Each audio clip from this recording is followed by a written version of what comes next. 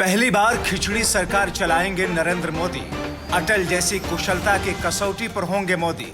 पहली बार टूटेगा केंद्र की सत्ता का केंद्रीकरण। नीतीश नायडू के साथ कितनी बड़ी होगी चुनौती।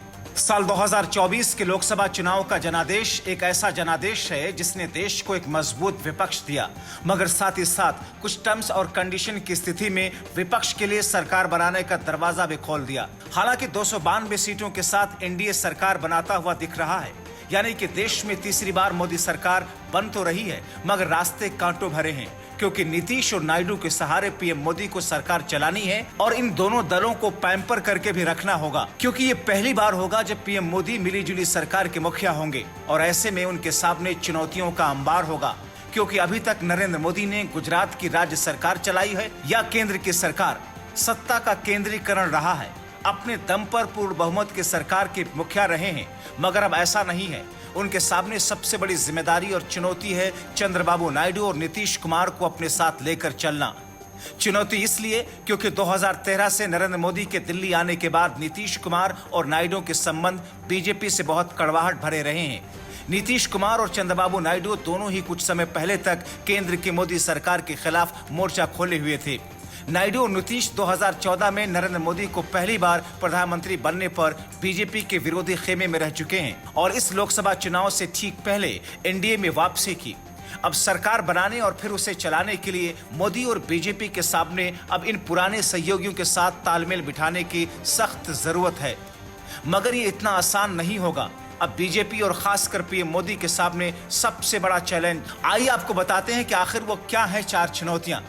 नंबर 1, अभी तक बीते 10 वर्षों के कार्यकाल में सत्ता में किसी की भागीदारी नहीं थी। पीएम मोदी और अमित शाह ही सारे फैसले लेते आ रहे थे। अब मिलीजुली सरकार में सत्ता में भागीदारी बढ़ेगी।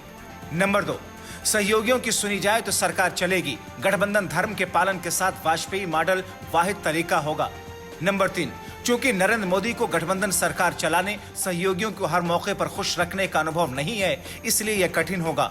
नंबर 4, नीतीश और नायडू दोनों से कभी मिठास कभी कड़वाहट यानी कि नजदीकी और दूरी दोनों का रिश्ता रहा है।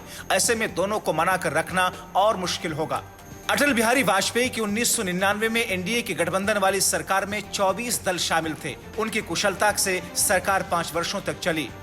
अब क्या मोदी वैसा कर पाएंगे, ये देखना अहम होगा, क्योंकि नीतीश और नायडू से मोदी के रिश्ते कड़वाहट भरे रहे हैं। आपको याद होगा कि 2002 में गुजरात प्रकरण पर चंद्रबाबू नायडू एनडीए के पहले ऐसे नेता थे जिन्होंने बतौर मुख्यमंत्री नरेंद्र मोदी के इस्तीफे की मांग के साथ उनके खिलाफ एक प्रस्ताव भी पारित किया था।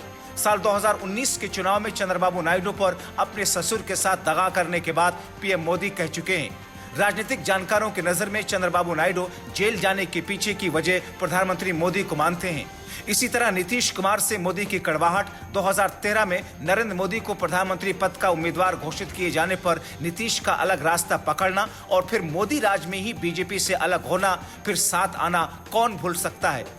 हालांकि पीएम मोदी इन सब चुनौतियों से वाकिफ हैं। वो नीतीश और नायडू के साथ कुशलता से सरकार चलाने के लिए प्रतिबद्ध दिखते हैं, क्योंकि इसके अलावा कोई दूसरा चारा भी नहीं।